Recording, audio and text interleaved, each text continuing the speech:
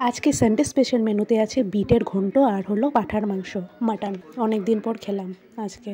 এই যে মাটনের টুকরো, আলুগুলো দেখুন কি সুন্দর সিদ্ধ হয়েছে, আর বিটের ঘন্টটা তো সেই লাগে। তো রেসিপিটা আমি দিয়ে দিয়েছি, দেখে নিন। প্রথমে বিটটাকে ছুলে চুকলে তারপরে গ্রেট করে নিতে হয়। হাতটাও দেখুন গ্রেট করতে করতে লাল হয়ে গেছে। তো কিছুই না, অল্প তেল গরম হয়ে আসলে রসুন ছেঁচে সেটাকে লঙ্কা দিয়ে তারপর বিটটা দিয়ে তারপরে হলুদ আর লবণ পরিমাণ মতন দিয়ে হালকা হালকা করে ভাজতে হবে। তারপরে হালকা ভাজা হয়ে এলে যাতে কাঁচা গন্ধটা চলে যায় তত পর্যন্ত ভাজতে হবে, একদম দাবিয়ে দাবিয়ে ভাজতে হবে। অল্প জল দিয়ে দিয়ে একটু নরম করতে হবে জিনিসটাকে। তো লবণের যদি আবার টেস্ট করে দেখতে লাগবে, যদি লবণের প্রয়োজন হয় তাহলে অল্প সামান্য দেওয়া যায়, অল্প চিনিও দিয়েছে। তো এটা আজকে আমি বানিয়েছি বিটের ঘন্ট। তো বিটের ঘন্ট তৈরি। তো আজকে দুইটা রেসিপি দিয়েছি, বিটের সঙ্গে মাংসেরও রেসিপি।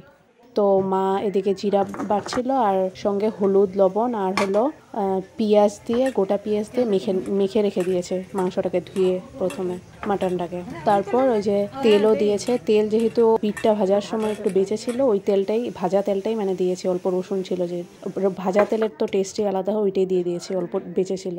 আর মাংসের জন্য অল্পটুকু জিরা দিয়েছে, যেহেতু জিরা দিলে বেশি গ্রেভি হয়ে যায়। আজকে পাতলা খাওয়ার ইচ্ছে ছিল তাই অল্প জিরা, পেঁয়াজ, আদা, রসুন, লঙ্কা, টমেটো বাটা মাংসতে মিক্স করে রেখে দিয়েছে। তারপর তেলের মধ্যে একটা বড় এলাচ আর দারচিনি দিয়ে নাড়িয়ে তারপর তেজপাতা, তারপর জিরা দিয়ে ভালো মতন ভেজে পেঁয়াজ কুচি অল্প, তারপরে মাংসগুলো যেটা গ্রেভি দিয়ে মাখা ছিল মাংসগুলো ঢেলে তারপর কষিয়ে তারপর আলুগুলো দিয়ে ভেজে অল্প চিনি দিয়ে 5টা সিটি দিয়ে মাটন তৈরি। ভিডিওটি ভালো লাগলে চ্যানেলটি সাবস্ক্রাইব করে দেবেন।